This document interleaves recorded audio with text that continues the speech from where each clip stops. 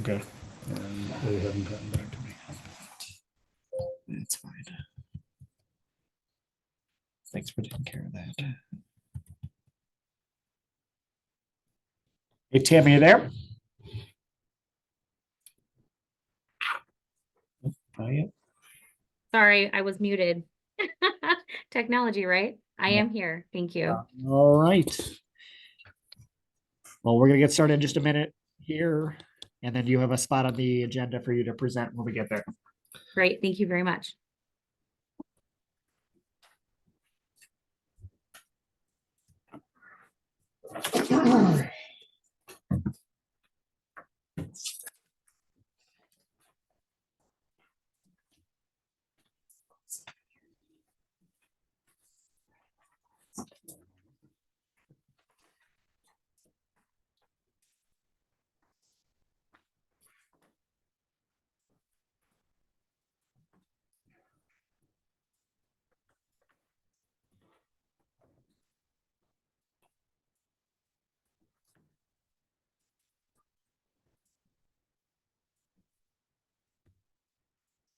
All right, 6 p.m. We'll call this meeting to order. First order of business is pledge allegiance.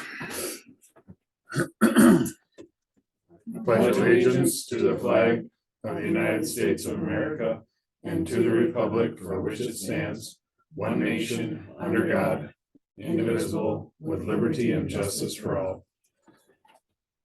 All right. We're all here. Non-consent agenda, approve the minutes from Thursday, September 28th, 2023. I'll make a motion to approve the minutes from Thursday, September 28th, 2023 Finance Committee meeting. Second. All those in favor, say aye. Aye. Aye. All opposed. Motion carries unanimously.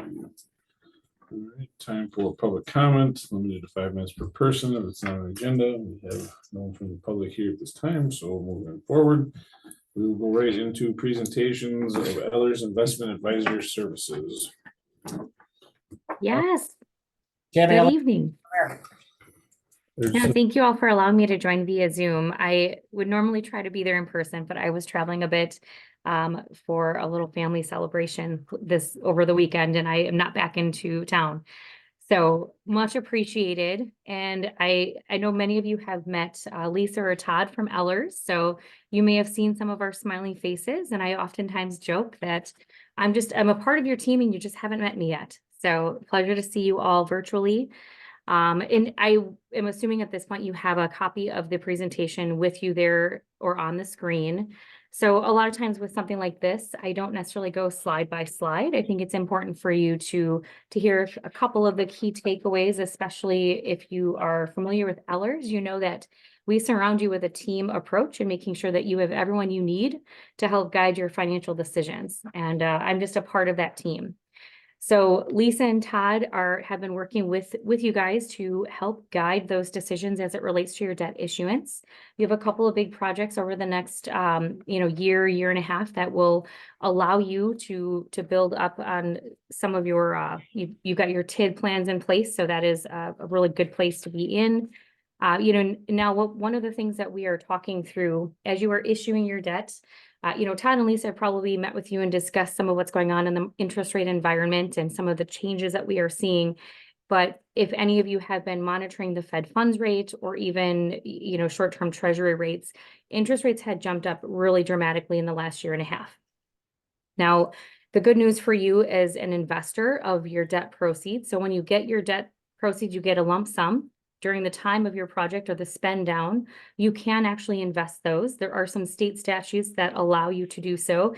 Of course, they're limited. So to protect public funds, it's important that you are aware of the different requirements for compliance, both on the investment side as well as the debt issuance side. But that's really where we come in. You get that lump sum and you can invest it for that time period. Now, as I mentioned, interest rates are starting to shift. They had risen pretty dramatically in the last year and a half, and now we are starting to see them coming down. All of that to say, though, what's oftentimes happening is as you issue the debt, you have some compliance requirements, and they call it arbitrage. Not many people have worried about that over the last 10 years, I would say, and all of a sudden it's a dirty word. Good news for you is as long as you are aware of what that means and how it affects you, it's fine. It's not a bad thing. So arbitrage is really just that you cannot earn more on your debt proceeds than you are paying on that debt. So one of the things that we do is we come in and we work as an extension of your team. Our entire goal is to keep you compliant with state statutes as well as keep you out of trouble with the IRS. So my team will work with your team to ensure that we're investing those proceeds to your benefit, while also monitoring the compliance requirements and ensuring that you don't overstep or have any issues on the back end. So just like how Todd and Lisa work with you as a fiduciary, I also am a fiduciary for you. I am an investment advisor, and our teams do work together, but we fall under a little bit different regulations. Both of us, of course, are fiduciaries and all under one arm of Ellers. So we do work hand in hand to ensure that there's that cohesive effort in making sure that there's a smooth closing in your debt proceeds, you have access to funds as you need them. We're investing them along the way for opportunity on that income side. But of course, making sure that when you're all done spending the money, you know exactly what compliance requirements are in place. So one of the things I like to highlight for you, if you take a peek at page 3 of our presentation, it's not just me. So you at any point in time may see a number of the individuals within our team. It is a collective effort. So even beyond Todd and Lisa, our team really does have a number of support individuals. So if something happens and you need funds quickly or unexpectedly, we can adjust or adapt and of course get you those funds very quickly. And everything is done via electronic transfers nowadays. So the funds are in the name of the village, and of course they are available as they mature, but easily sent right to your bank to cover expenses. And if we take a look over on, so a lot of I should also explain that, as a public funds investor, one of the things that sets us apart from a traditional financial advisory practice is really just that focus on the compliance requirements as it relates to debt issuance, as well as the limitations that are placed on municipalities like yourself for investment vehicles. So under state statutes, you are limited. Traditionally, these are very low risk. They're fixed income type products, oftentimes that you'll be using. They provide you that fixed amount of income during the holding period. And of course, you do have that par amount or face value at maturity. So one of the things that we focus heavily on is making sure that from a decision-making standpoint, everyone is fully aware of the allowances under state statute, but we also help to make sure that you have village policies to guide those decisions. So if you take a peek at page 5 on that presentation, is really just a summary of what we maybe are doing differently than a traditional financial advisor. So we work with only municipal governments like yourself.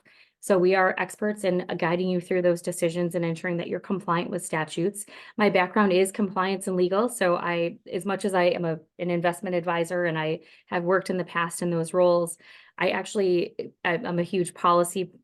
I will probably say policy about 25 times during this presentation because it's super important.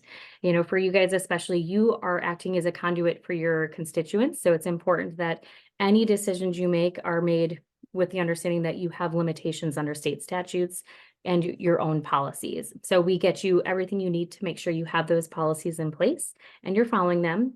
We are independent. So I don't sell any products. I'm not here to say, hey, buy this, buy that. It really comes down to ensuring that from start to finish, we're guiding you through those decisions and providing you the product options and array that is available to you, while also seeking that best price execution in the market. So we work with a number of brokers nationwide on an electronic bidding platform. One of the things that we'll often see in policies with public funds is when you are buying something, you're oftentimes seeking a competitive bid process. So just like when you go out and sell your debt, you're looking to have the highest bidder on that particular that item. We do the same thing on the investment side. So we do seek to be independent in that sense. And of course, we do charge a fee for that. And we're very transparent about the fee, and I'll get to that in just a moment. But it is very important for you to know that that is one of the separations between what Todd and Lisa does and what I do. We are integrated, so we work hand in hand to ensure a smooth closing and that you guys have everything you need. But again, I want to be very clear that this is a separate service line. Now, the other item that I oftentimes like to point out is if you take a peek at page 7 and 8, as I mentioned before, we only work with municipal governments. So all of our reporting, our cash forecasts are designed and tailored towards entities like yourselves. So just like you are making a decision tonight potentially on what to do with this lump sum of money that you receive at closing, we also help to ensure that from an accounting standpoint, your finance team has everything they need to do their month-end journal entries. And then, of course, from a process standpoint and really your experience on page 9 and 10, we highlight for you that, of course, we follow your investment policy. If you don't have one in place, we ensure that you do. We ensure that from a project standpoint, we try to match your expenditures as closely as possible so that the funds are available as needed for your project.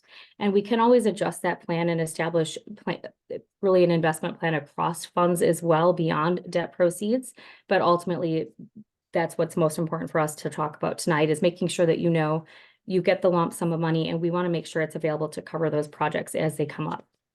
We also make it very simple. So as I mentioned on page 10, it's that money movement and ease of access are all tailored to ensure that it's a quick movement for you. So if you approve your expenditures for the month, within a couple of days, we can actually get those funds right in your checking account.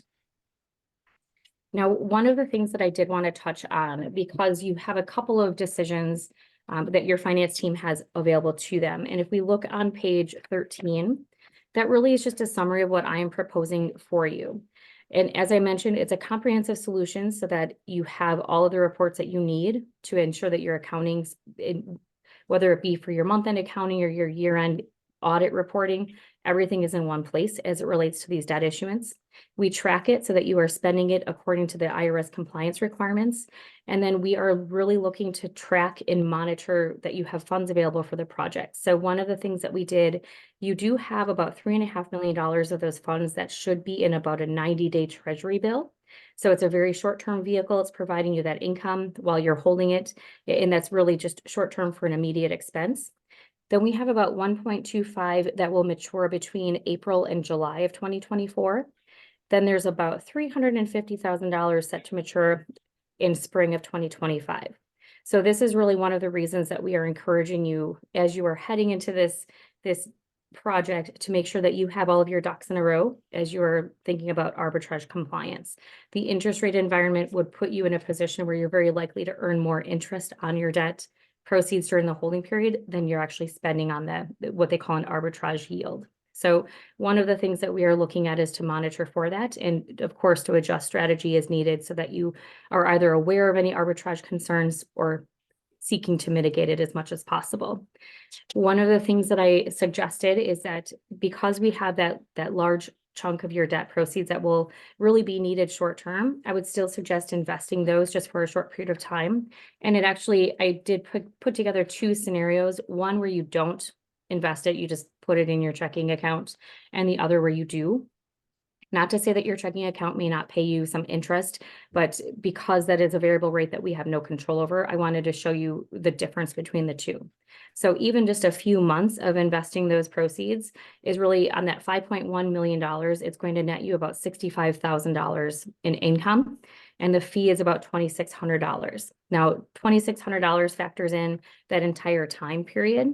So just be aware, it's about an average for what we would consider about a year and a half. The next page, if you take a peek at page 15, that's assuming you don't invest that $3.5 million. And again, you don't have to, but I would suggest that you do. It actually, you can see there's a pretty big dip in the income. So that income is about $34,000 if you don't invest that $3.5 million in conjunction with the full debt proceeds. So even that short time period on the front end, we're seeing extremely high yields. It puts you at a nice yield advantage. And the fee estimate, of course, is representative of what we consider, it's called an asset under management fee. So the larger dollar amounts that you invest on the platform, the higher the fee is. The caveat, of course, is that we do provide what they call a breakpoint discount. So as you go up in tiers, you actually have a little bit more of a discount along the way. So having more on the platform costs you a little bit more, but of course the back end component is that you are very easy. It's easy for you to track that arbitrage compliance in one platform. And we keep the funds segregated as well so that it's very easy to do so. The average fee for an annual basis, just so you know, is 0.20%. So when you're thinking about the average interest rates that we're seeing, we were very conservative in our estimates here because we do know that interest rates are likely to start coming down in the next few months here. So between now and the time you actually get these proceeds, you may start to see that come down. But ultimately, you've already received the proceeds, I should say. So it's pretty close, but even from when we first started talking about this to now, they've come down a little bit. So we are very conservative in our estimates. Those 90-day T-bills are actually still over, they're about 5.39, 5.4%. So you're earning a pretty substantial amount on the front end, and it does start to taper off as we go into longer maturities. So thinking about it from what you're seeing in income versus the actual cost, it's really, we're looking at well over 5% on an average basis compared to a fee of 0.20%. So I just think it's important to point that out. So I covered a lot of information in kind of a brief period of time, and I want to make sure you guys have plenty of time for questions. I should also mention that the fee is all inclusive. So we don't charge any other extra fees for wires or ACH transfers. There's no transaction fees that we charge you on our platform. We also provide custodial safekeeping services at no additional cost. So it's keeping those funds held in the village name in third-party custody.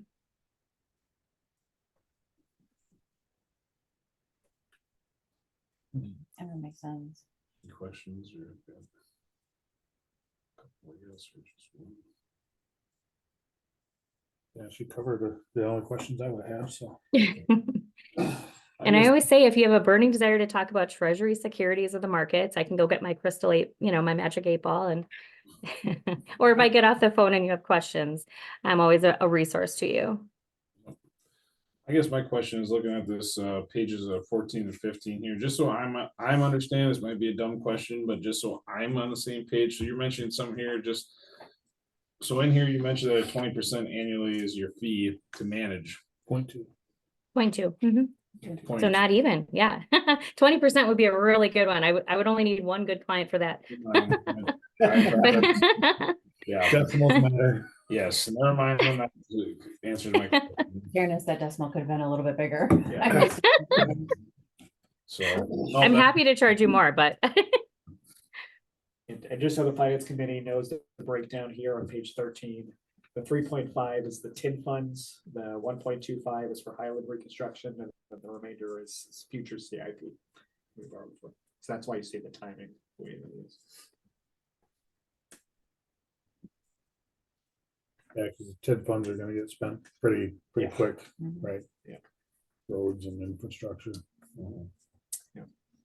There's gonna be busy. and that's the goal with these debt proceeds, is we want you to spend them quickly, so. But holding them in some sort of short-term, investment is key as well. Totally makes sense to invest anything that we're not gonna be using in the short term. I mean, might as well make some money off of what we're doing. And that money that we make that Or- goes into our general fund and we can spend it. Is there any stipulations on spending that? There is. So when you have excess proceeds that are not spent on project specifics, one of the first things that I will ask is what your resolution looks like, right? So oftentimes the resolution for CIP borrowing provides you some flexibility to use it towards future projects. So let's just say that we end up in spring of 2025 and you've got an extra, $30,000-$40,000 sitting around. Those are really just funds that you could typically put towards the next round of projects, as long as they fall under that same category. In the event that you've nothing else to spend money on, right? That's not likely, but it just in case, it would just go to your debt service funds. So yeah, not to worry. There is always a We place could for really it. Fuck up any extra, I'm sure. That's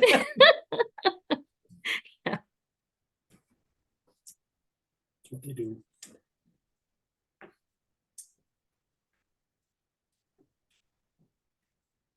But yeah, I mean, it totally makes sense to me. I like it. And the good news is you are not, so I always like to add the caveat, you are free to use us for this. And if it doesn't work for you, these are your dollars. So for some reason, if you chose that you wanted to do it on your own or whatnot, you are not contractually obligated to any time period. It really is just an advisory agreement is in place so that we're on the same page with how these funds will operate and the requirements on both sides.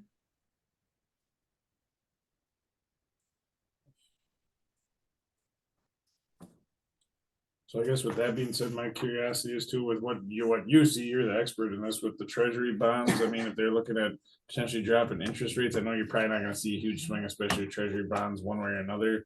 But I mean, is that technically would be a bad thing for a treasury bond rate that would drop that a little bit if rates go down? So I should also explain, that's a really good point. And when you're speaking of investing in fixed income securities, you as the holder of that obligation, you receive face value at maturity. But during the holding period, so as you mentioned, right? So interest rates, if they come down, the pricing is going to go up. Vice versa, when interest rates were going up, the prices went down. So as the holder of an investment, you'll see it fluctuate day to day in the market. But again, as long as you hold it to maturity, you're getting face value at maturity.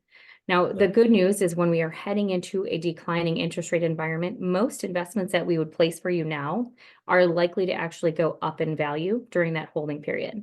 I can't guarantee that. There's no, I have to put all the caveat language in there. But in theory, if you get ahead of schedule and you need funds early, you should not see a punishment or any sort of, you don't have to take the worry of risking that holding going down in value during that holding period.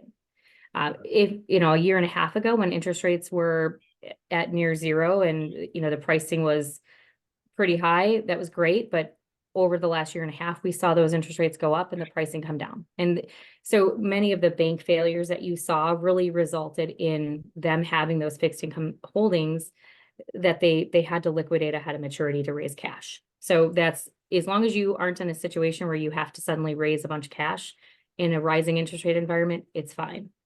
It's balancing, right? You want to make sure that you have sufficient cash regardless. It would be more of an impact, let's just say, if you had operational funds that you were investing long-term. Gotcha, okay. Sorry, that was a really long way to get to that answer, but Well, that's fine. That explains it. I have no questions. I guess I'm good. great. Well, if anything comes up after I drop off, just let me know, but certainly we would love to work with you guys. And as you're familiar with Eller Services, it's our goal to keep you, compliant and in a good place. We work for you, so. Awesome. So Tammy, just so you know, procedurally, this body will make a recommendation to the village board and then the village board will take final action on that. So we'll keep you updated. Sounds good. Thank you all so much for your time tonight. Thanks, Thank Tammy. you. Thank you. Bye. All right, moving forward then.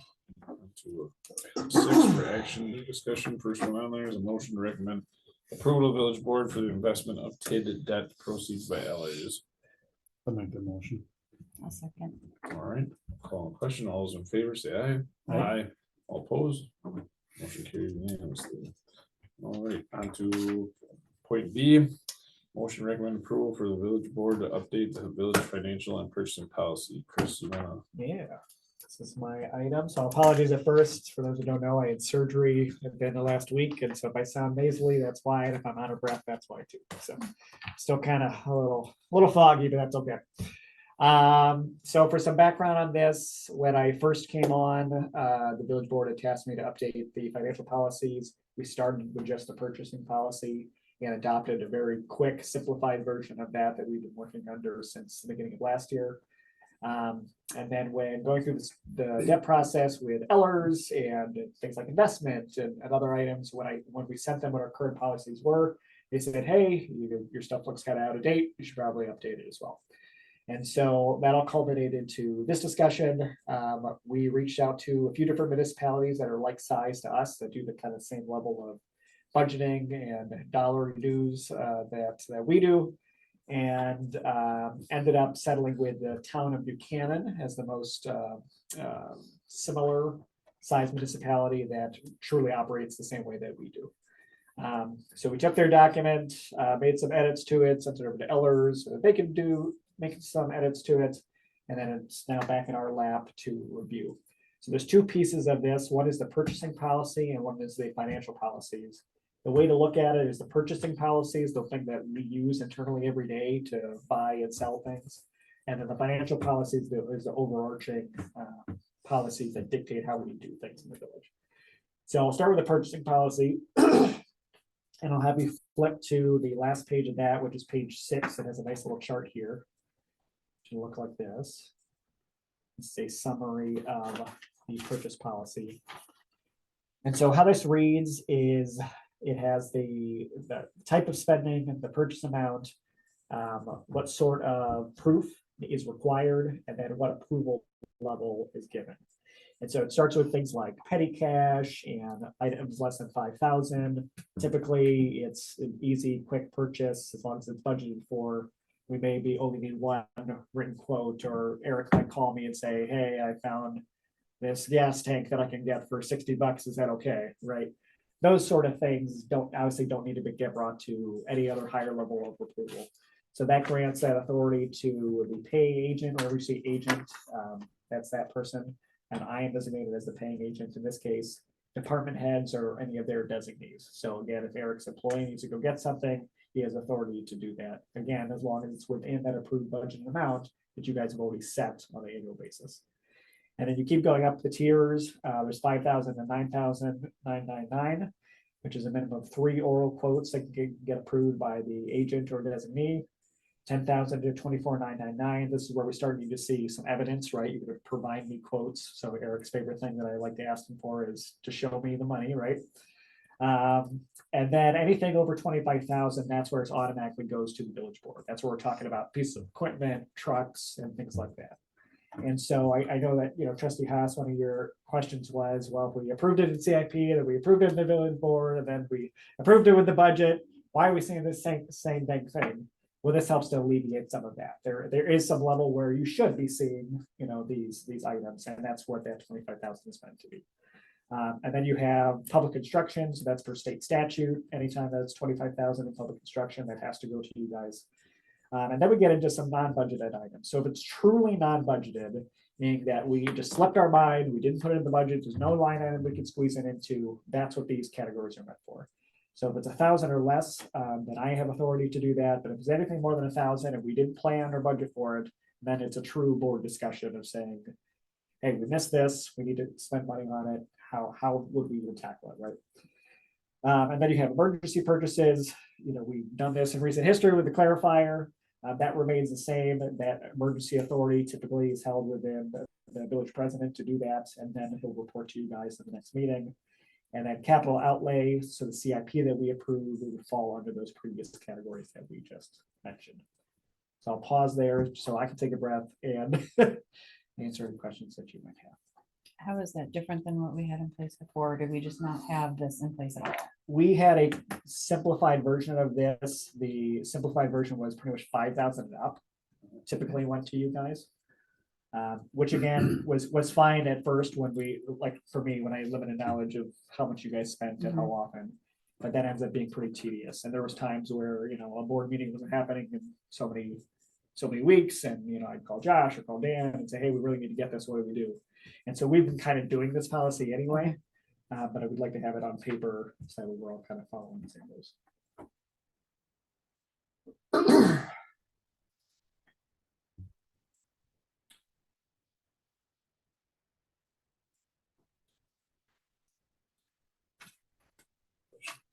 So to Josh's point about, we've already approved some of this stuff. It comes back to the committee, goes back to the board again. Even on those larger purchases, if we have approved this already multiple times, why does the board need to approve it one last time? That is up to you. Isn't that a And so- statute though? Well, that's the public construction one is, but a vehicle in your case, like a $40,000 vehicle. Mhm. Yeah, I mean, I would rather still bring those things to you. I mean, I'd love for you to give us authority and just do it, but to cover our butts, I think it's appropriate that Yeah, 25,000. some of that size, I think it's I mean, it's good fair, you to, just good to wanna ask the review it. question. Yeah. Because outside of the finance committee, the rest of the board doesn't always have the granular vision of what was budgeted last September and Right. approved last November and so on and so on. So it's, if nothing else, it's a good reminder of, oh yeah, we did budget this and we're gonna spend this kind of money. Fair enough. The other thing that concerned me until I went back over some of the pages that Chris made us skip. Sorry. Um, Yes, So the any village funds for emergency purchases, no approval required, and, you know, nothing is required, but department heads and village president can approve it. My question was going to be, what is an emergency? But I see that in item 7, it is defined. And I think we should discuss whether this is adequate. Emergency conditions shall be defined as those purchases necessary to protect life, health, and safety. Somewhat vague, but is it good enough? I just look at the abuse that we've seen over the last 5 years, 4 years of the word emergency. You know, public health emergency. You know, certain things are declared an emergency that are they really, you know.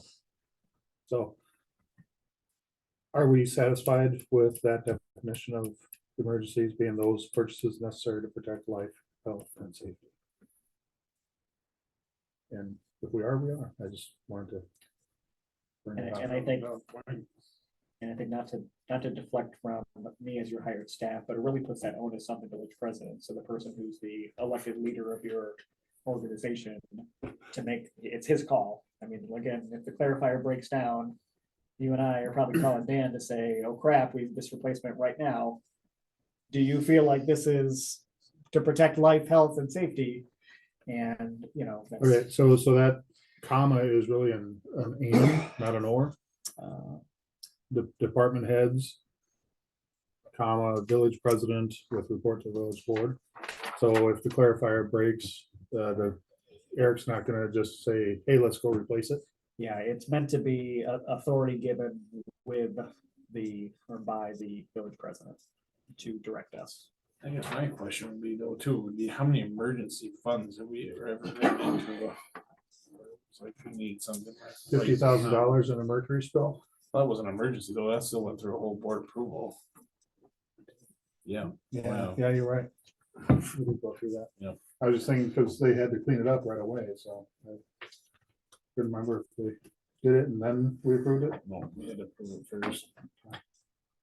I went through a whole process. So we've got a history of non-abuse of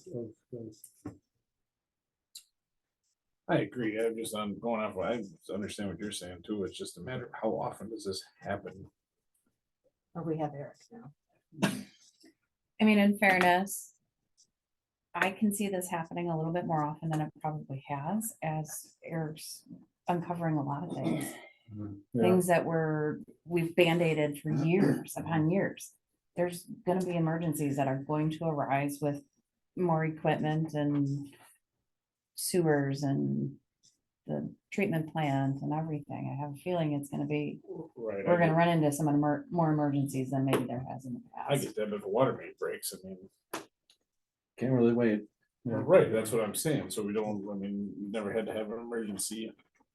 But I say, with the wording, if we clarify that a little bit, you know, department heads, comma, and change that to department heads and, I'm fine with it. In the chart. You see. Yeah. Does it clarify that elsewhere in the policy? I missed it. If it did. Maybe the bathroom says or, so, On page 4. yeah, but Where it- it says even there it or the says village president. authorized departmental personnel or the village It should president. say and the village president. I'd be fine with that. Yeah, that's good. Not that I don't trust Eric, but you know. It might not always be Eric. It might not always be Chris or, And you know, and really, any other staff. and Dan and I had the same conversation, I think, when we looked at the financial policy after you got elected, we brought that up, and we said, what if you and I disagree? And it's an emergency, and he's like, I guess we're calling a meeting real fast. And that's okay, Special right? meetings. And that's why it says Yep. with report to the board. So yeah, if you guys do disagree, then yeah, that's why we have a board. Exactly. Only 4 of us have to agree. I Uh, think times have changed because before COVID, Yes. we Like know- the we know about this, clarifier, don't we? I could order the parts and have them here next Sure, week, right. and now you're looking at 6 months. Right. So- Yep, that's true. That is a valid point. COVID really messed up our world. Yeah, that's an understatement, but yes. Many levels. Yes, so much. Okay. So with those clarifications and updates, I'd be fine with this policy. Is that a motion?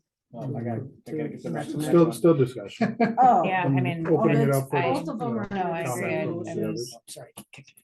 Oh, they're both Getting under the same, abused. sorry. Dang it. Tiffany's catching some of the typos and stuff, so we're aware of that. So when you make the recommendation to the board, we'll go through and correct some of those. When it comes to village board, we'll have the. No, we're not on that end of the state, so. Right? I mean, I think I'm fine with everything else. The changes Rick mentioned. Do let me know what corrections you caught, Tiffany, to same make ones. sure that we caught the same ones. In It's the 5, county stuff. the Yeah. county Outagamie. Caught that. Do you think you need to define what emergency conditions are? Do we need to go more in depth on that? I don't think so. I personally don't. As long as we have the checks in place where at least, somebody's got to consult with Dan or, one of, somebody in the elected capacity. So I can just see it, citizens like, oh, wow, he's spending all this money on emergency stuff and he's not even elected, maybe, So, Yes, I see that.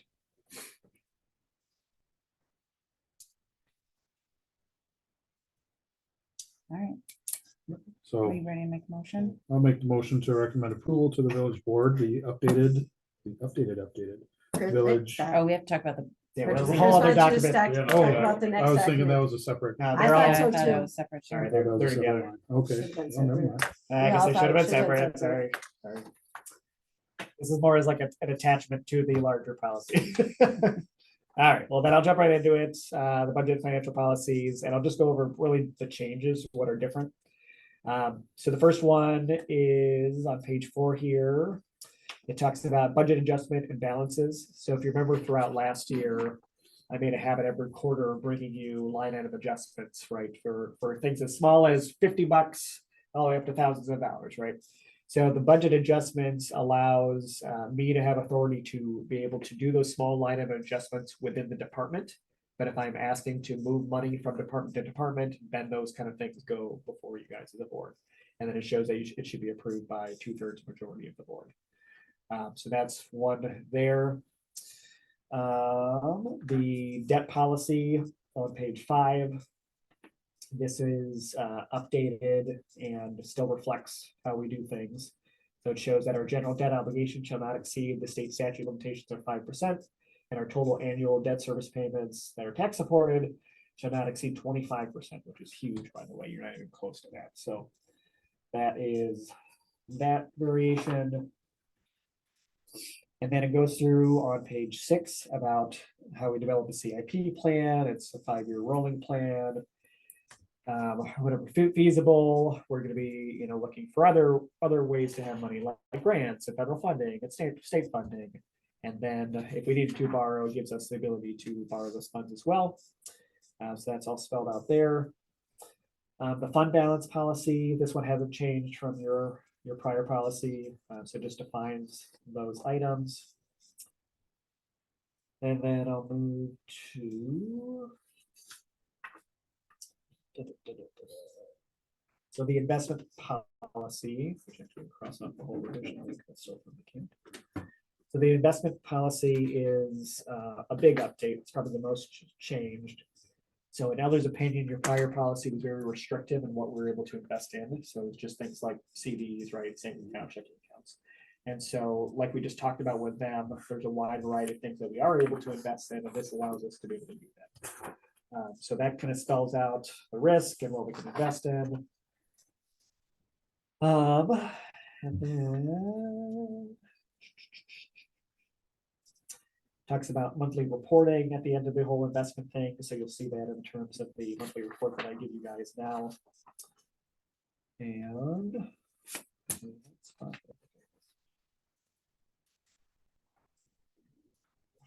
oh, back on page 3 towards the beginning, just talks about the operations of the budget, how we adopt it, philosophy behind it, and gives a good illustration of the metrics that we use. So when we're adopting the budget, we're not just looking at numbers, we're looking at our comprehensive plan, we're looking at a strategic plan, we're looking at emergencies, and it's a full, well-rounded view of all of the stuff that we have to pay for on an annual basis.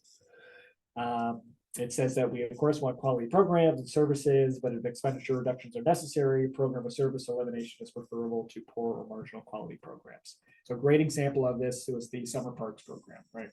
And so we knew that maybe we didn't have the money for the Rolls Royce of programs, and so we had the discussion as Parks Committee to say that, you know what, if we can't have a really good parks program, then maybe we just can't afford to have a parks program. And so those kind of discussions are what we will take into account as we look at the budget ongoing. So I think that's it.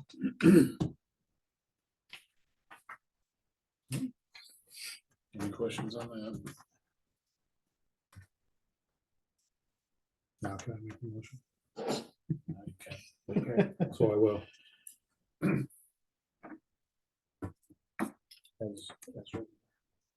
Motion to approve as amended per our discussion, right? I'll second. Okay, we have a motion and a second. I'll call the question. All those in favor? Right? Aye. All opposed? Motion carried unanimously. On to the next point here, discussion and possible recommendations of the Board of Medical Leave Bank options. Oh, you want me to do it? Yeah, you got this. Okay, so last year,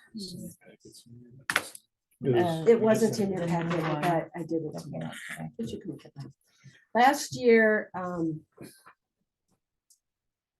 the village went from sick vacation to PTO. So our employees have no sick time anymore.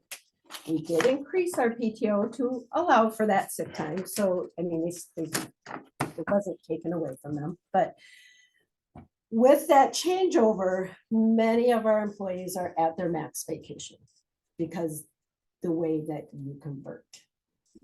That year, you have your balance that's in your account, plus you're accruing, right? Because PTO, you just auto accrue. So many of our employees, well, not our longer term employees who were already at max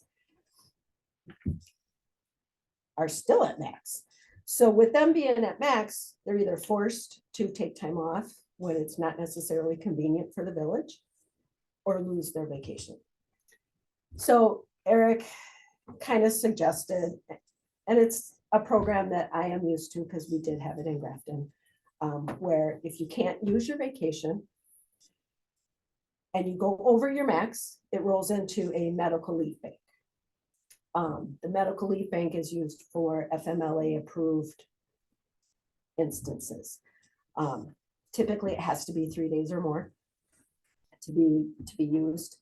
And it would also be used to offset short-term disability. Short-term disability only pays 60% or 24 hours, right? Is that what I said? Or 24 hours of pay with a maximum of $350 a month. This medical leave bank, assuming our employees build it up, would then allow our employees to use that to offset the 16 hours rather than their PTO if they had an approved incident. So the benefit to the village is that employees who don't or can't use their PTO can build this up and use it if they have an instance. There really is no cost to the village to do this. Benefit to the employees is if you can't use your PTO, you can at least build it there. So if you have an situation, you can use it. It's kind of, do you have any comments on it? Because you're Actually, it used, saves the village money, because if I'm here 20 years and I build it up to whatever the max is and I leave, yeah, it's, that's the other caveat gone. with medical leave bank is you could build that. When I was in Grafton, I had 860 hours of medical leave bank when I left. They did not pay me for one dime. And that was all vacation that I gave back to the village to earn into that account in case I had a situation. So So it's a risk taken by the employee, it's a risk taken by the employee, kind of insurance. kind of an insurance that if you have a situation where you need, you have it. Yeah. Um, I think this short-term disability sucks anyway, but Yeah, it's not very good. 300, That's a whole 24 other hours for conversation. $350. Right, that's not very. That's good, less than $15 an hour. that's another conversation that I would like to have. I'd like to, but since you brought it up, I would like to have this medical leave bank created, give the employees some time to build it, and then possibly just eliminate short-term disability.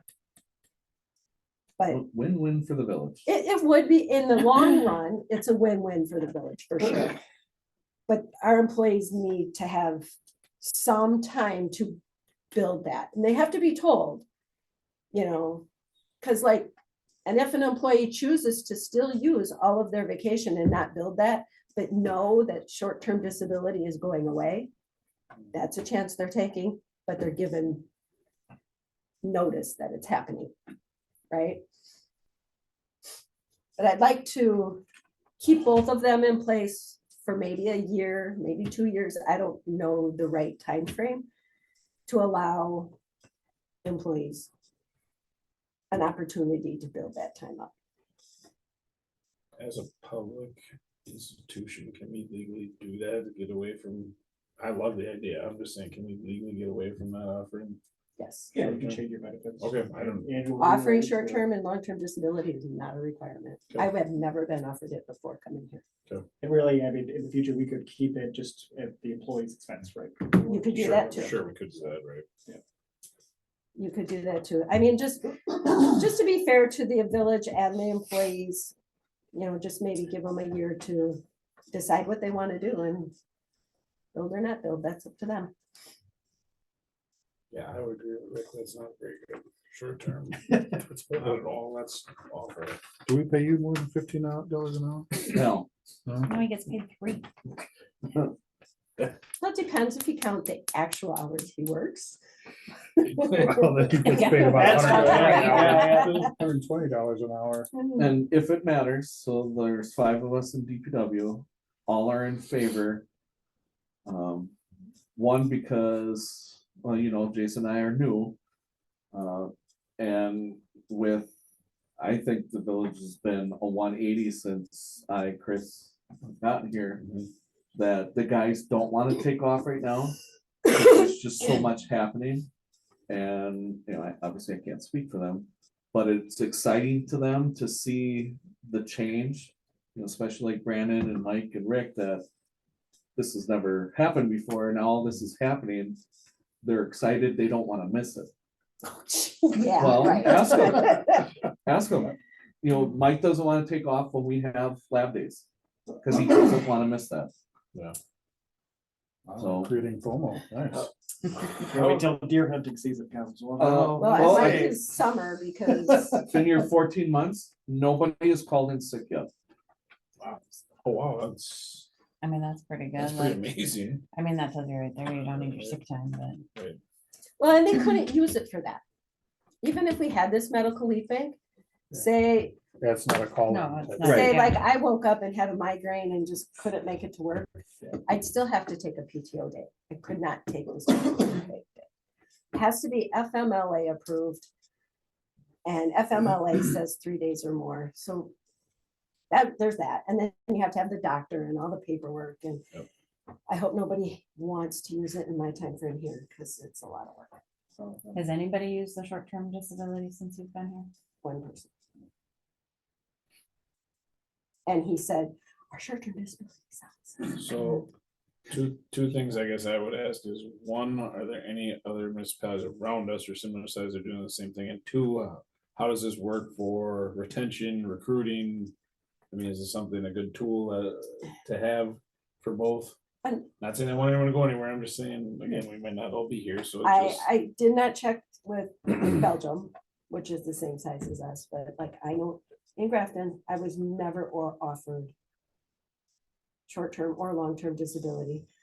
When I initially started there, our sick bank or our medical leave bank, we could earn up to 960 hours, which covered our long-term. Okay. Which I was at 960. My mom had cancer. I worked some of it down to 860 and left. So that was my insurance though. You know what I'm saying? And that was my choice. Yeah.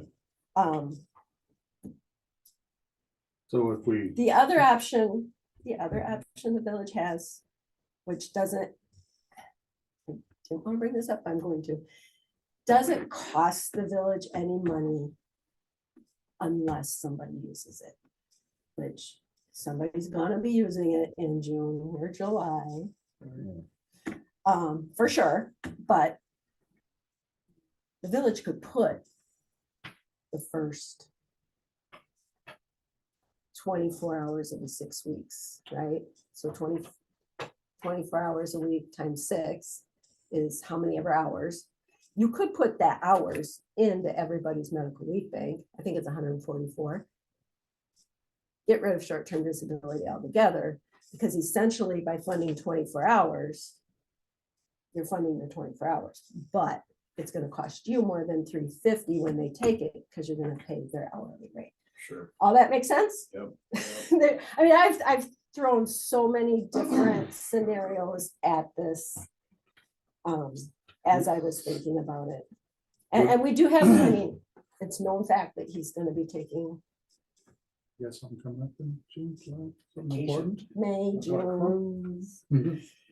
whenever Leave it the family happens. Would be And that tempted, will be the but last I don't think it'll be Yeah. allowed. You know, And- it's recorded now. So I mean, but I mean, it's if, just, if we do drop short-term disability from our offerings, is there any change to what we pay for benefits? Like the insurance program and all that? no, short-term disability is through Mutual of Omaha right now. Mhm. It's not through the state. It's $138.50 a month, so it's not expensive. That bad. Okay, so- I mean, it's not great coverage, but it's also not that expensive. So we'd be saving $138 a month. Yeah, so it's like Good deal. $1,600 a year. And even if we change, I mean, I agree with Melissa, I would wait, give it some time. Cause just like any other benefit, right? We normally roll out benefits in November, you make your choices for the next year. I feel like that's the appropriate time that if you want to change this one. I wouldn't pull the rest of the people. I would struggle with getting rid of short-term disability. This coverage is not great. This sucks. It's terrible. But I personally would not work for a company that didn't offer short-term or long-term disability. Right. I'm just curious as to Well, why. for me, things have changed now in the last couple of years, but as a young woman, I needed that for maternity leave.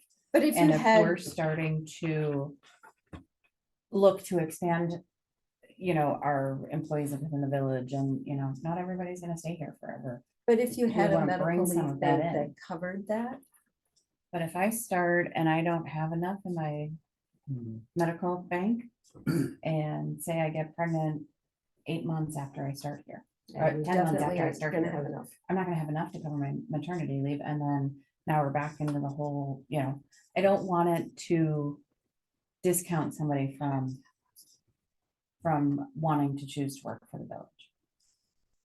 I mean, that would be me if I'm not, but when I go, right, I don't have that PTO build up to do that. So that example, right? So I Which would we have to still- check to see if you're covered under short-term disability for your wife Oh, having a baby, great. because it's really not you. No, You know, anyway, that's I can relate is what I was trying a to say. whole nother caveat, but So the guys are really not, I mean, our employees, I don't want to just say guys, our employees are not using all their PTO every year because they don't want to miss out on the things that we're I don't know doing? who that is. That's Cal. He's cleaning the boardroom because the boardroom was a mess. And he came on the weekend. How was it a mess? Somebody's doing something Somebody there? felt he had to come in and clean the boardroom. He's a good guy. Pretty good yesterday. You did Yeah, a so very what good question? job. cleaning. You know, how many hours are we looking at that our employees are not taking their PTO on an annual basis? I mean, it's mostly, DPW guys who work how many hours doing snow during winter season. And The only- awesome Melissa, who is just a really hard worker. And so if those are the types of people that are gonna be, accumulating it at a larger rate. I mean, I was gone more last year just because I've had those vacations booked from previous I time. mean, that's every year, isn't it? So, but I guess on my standpoint, now that, innovation's going through, Highland will go through, I don't wanna miss any of that. Why? Cause my name's on most of this and they're gonna be calling me anyway, so I don't wanna miss that. Jason being never in it before, he wants to see it all. Brandon, it's like a whole new job because everything's changed for him. So, and Mike with the lab, before he was at the plant for 2 or 3 hours, and then he was in DPW. Mhm. Now, I mean, ask him now. Every time I say, hey, another lab's coming in, how much time do you think I have down here? But he doesn't want anything to change because he likes what he's doing. Right. And you guys know, even when I'm gonna be off, I'm not gonna be off. I couldn't imagine ever doing that. It's not that I don't love my family. Well, if You you have have to on be- short-term I know I'll be disability, off. You will have be to off. be You're not careful. allowed If to you're on touch- short-term disability, you're off. But for I'll retention, go Josh, away. The insurance Um, company. your question demands before, that. Yeah, you're in trouble. I had it in Sackville.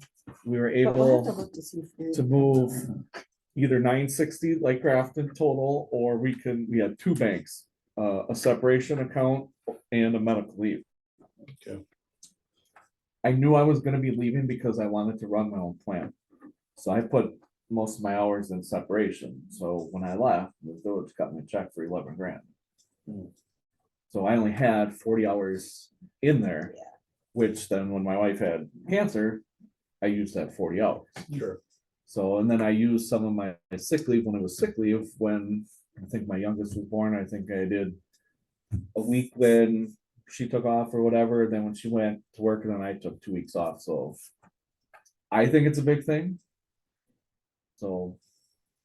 It's hard when you're The way not that using it's vacation and putting it used, over there yes. to Saving let it it go. is a bummer.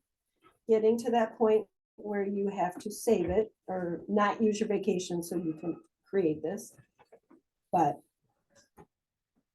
No, are they coming to work and dying? No, that's, because if someone sneezes in the lunchroom, get out. 'Cause I don't wanna be sick. Right, right. No, it's just, I just, maybe I'm it's what throwing you- myself up a little bit higher, but I think I've changed the mentality here that they wanna come to work. They enjoy coming to work. You well, know, if they weren't Almost all. asking for the tools to do their job, I would be coming to the board and be like, hey, if there's money here, can we get this? Cause they wanna use it. Right. I guess the only other concern I've had, just based off of your stories, is, you were talking about 800 something, you're talking about 800 something, we're talking about a max here of 460, is that gonna be enough?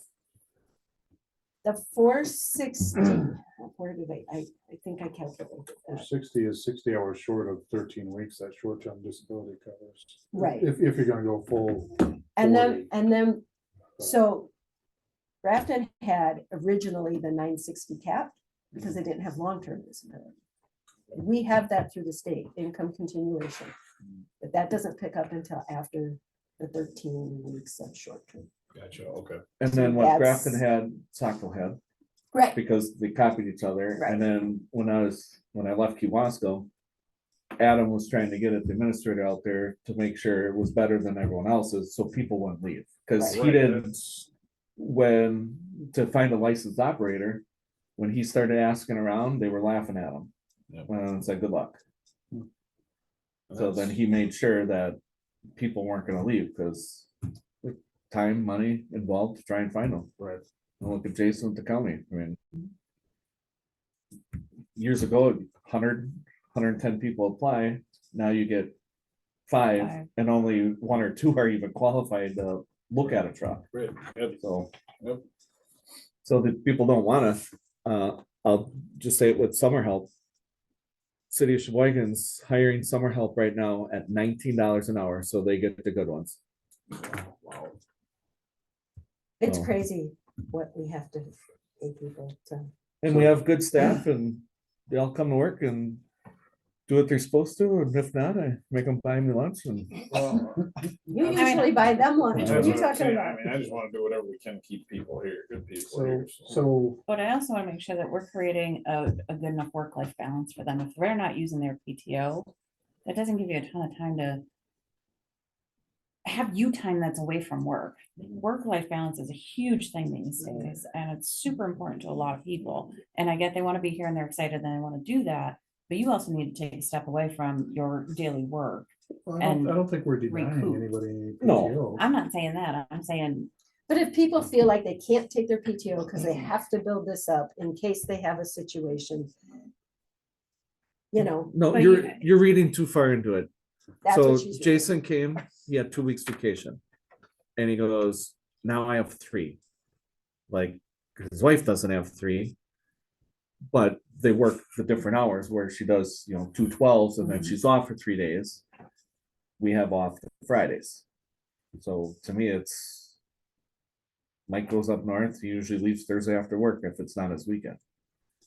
So, Having that Friday does give you an extra day oh my goodness, that for is your huge. work-life balance help. That is huge. But I agree with Tiffany too, that No, they need to take there are it. times when I come to work going, I mean, you said it when you presented, I you just need to said be- that the guys or the staff is feeling like when it gets down to the end of the year, they can't take their PTO because they don't feel right about leaving the village in a lurch. we Well- can't wait till the end of the year to use it. That's what So- I'm saying. so It's gotta we- be but utilized. We have to use it as we earn it if we get to that maximum level. Okay, so for example, I'm at my maximum level. I had to take 2 days off last week. I didn't have anything planned, but I took days off. I had nothing going on, but I had to take that time because I had to take it.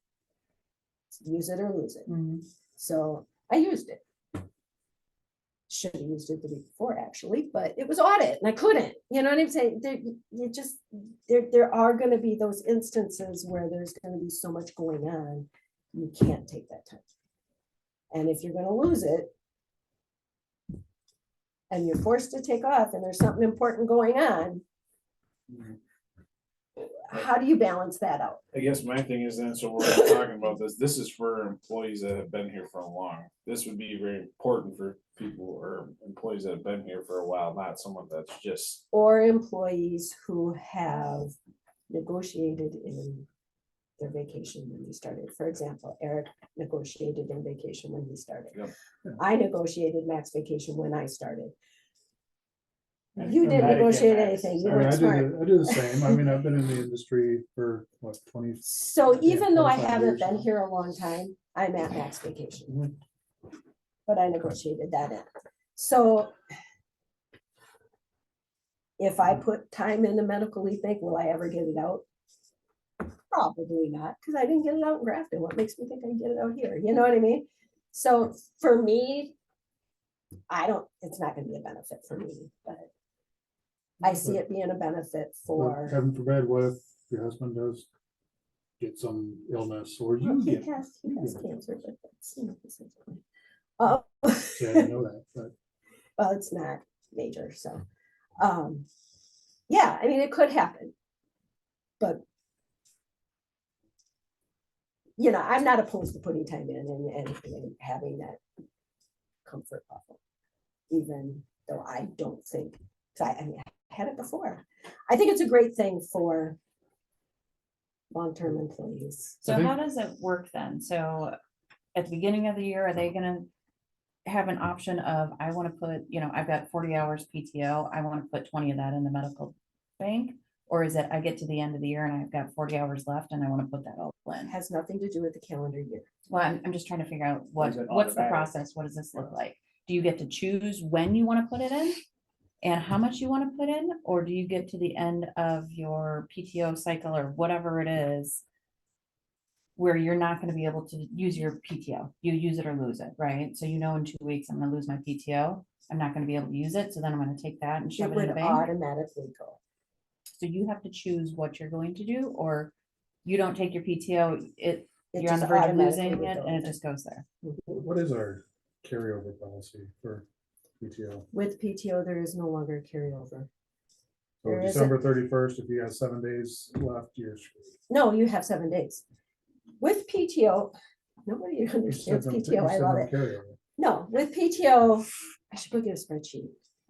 I understand what you're saying. I get it. You- PTO is based on hours, not days. Right. So if your max is 120 hours Yeah. and you're at 80 at December 31st, January 7th, your next paycheck, you're at 85. It just adds, but always once you keeps hit that adding. 120, Yeah. then it would kick into that medical leave bank. Well, because I mean, I technically have PTO too, but at the end of the year, if I still have PTO left in my account, it's gone. Oh, see, my I have to husband's use works it. that way too. Ours doesn't, So- I mean, that's not how we set ours up. So when you It's- say, oh, people don't understand PTO, well, there's different I versions guess of there is, PTO. because I always argue with my husband too. I'm like, that's not how it works. Because our office is, and it's a stupid ass policy, you know, because our office is empty the last 3 Yeah. weeks of December. And we Don't- can't Don't have let that. that happen. Because I purposely hold back several days, because, you know, kids In get case sick. something could happen. I Yep. get sick, you know. Which you is, know. which is how our employees always worked prior to our new PTO policy. They would So- save, and then in December, we were always, and this was before Eric, but we were always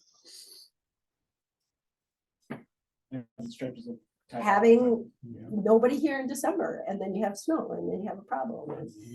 But, So we don't have that problem though, so if, no, as long as you're not at your max, the way we you're structured fine. our PTO is it's always rolling, continuously rolling. It's when you get to your max, then the overage would fall into your medical.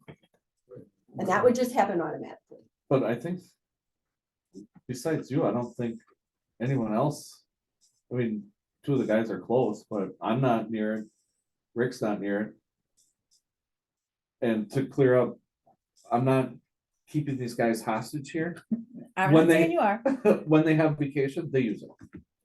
But like Brandon, he's gonna be getting married, so he wants to get as close as possible to max, Sure. because he's probably gonna be taking 2-3 weeks off. Yep. Well, he's gonna go on a honeymoon, and then they're gonna get married, and he's gonna have babies, and then we have another situation. And then he takes usually Get married 2 for weeks that. off for hunting, Mhm. so nobody's withholding, they just, so they're gonna You know, go on honeymoon and then get married. No, I said get married, go on a honeymoon, and have babies. But I get it. I'm not really opposed to a medical leave bank as long as there's clear policy on what happens to it when you leave, which is basically zero. yeah, it's done. Correct. I don't want to get stuck with an $11,000 bill. I can, Unplanned. I mean, I know that's how Grafton's plan was. And I know it's very well written in their personnel policy, which I happen to have a copy of. Mhm. So we can, I don't want to spend time on something if you're not gonna approve it. I just like options. If I agree with Rick, if it's done correctly, I got no problem with it. If someone comes in here, here's your options. That's not a bad If thing. you choose to save up your PTO like that and let it That's- go into the bank, That's right. That's up if to you you. choose to do that, cool. Yep. It's an extra benefit for you. Mhm. With the clarification that if you leave though, that's gone. Yeah, it's your insurance policy that you're paying for with that risk of not Right. benefiting from it. Correct. So that next step would be, you know, creating a new section of our employee handbook. for Correct. that, And that's what we can bring to the board. Correct. Which I don't know if that would happen before the next board meeting, because that would have to happen like this week and. You got a week. Yeah. Board meeting next week. What do you have, We PTO want to this use week? your PTO, come on. I was kind of thinking maybe Thursday I'd take a day off, Yeah, but yeah. Should take tomorrow off when it's really nice out. I gotta do payroll. All right. Any further discussion on this? Yeah, it does need to be a motion, but can we have something like. what you- Direction, to put in writing. maybe direction to create said policy. Consensus is, What'd you say it was, Rick, to get you to the 13 weeks? How many hours is that? 520 at 40 hours a week. I guess that's what I would be looking at then. it's 12 weeks, isn't it? 13 weeks according to your chart. Oh, I didn't even look at that chart. So benefit duration 13 weeks. I think it's 12 weeks before long-term. What I have to look at is when income continuation kicks in Okay. with the state. If that's 12 weeks, that's 480 hours. Okay, that's still That's what I different from your want to 460 confirm. that you have on here. I can fix So I don't know, is that a motion or is it just a Direction. consensus? Yeah. Consensus is fine. So I mean, I would recommend at least drafting the policy and bringing it to the board. I would support that as well. Update that maximum amount of hours as needed. Yeah, I to want to, support. I'll confirm with income continuation what that weeks is and then make it Make it equivalent. equivalent so that it So flows. 40 hours, 40-hour weeks of up to that, or whatever that number is. Mhm. Unless you're looking at just covering the 16 hours. Per Well- week of that short term doesn't cover. So you mentioned at some point possibly eliminating STD. Well, if, What, huh? if, I just had to say it because it's there. if it were me personally, if I had the ability to build up enough time and get full pay versus getting $350, I would definitely. I would build up my full pay and prefer that versus a short-term disability policy. Yeah. But I'm saying we should keep both until our employees have an opportunity to build up that pay. Agreed. Okay. So do we have a consensus here? We do not. So I go back and forth here, but I Yeah, agree with what Rick said. and, write it up. Yep, we'll bring it to the board, but let's see what the temperature is. It's gonna take me a little bit, may not happen this Thursday, but That's fine. okay. After the second. Okay, All right, no, take it. any correspondence? I have none. Any items for future consideration by this committee? None, and we all know what time it is. Motion to adjourn. A second. All in favor? I. Aye, opposed. Carried. Thanks for fun, everyone. Thank you. Oh. Okay.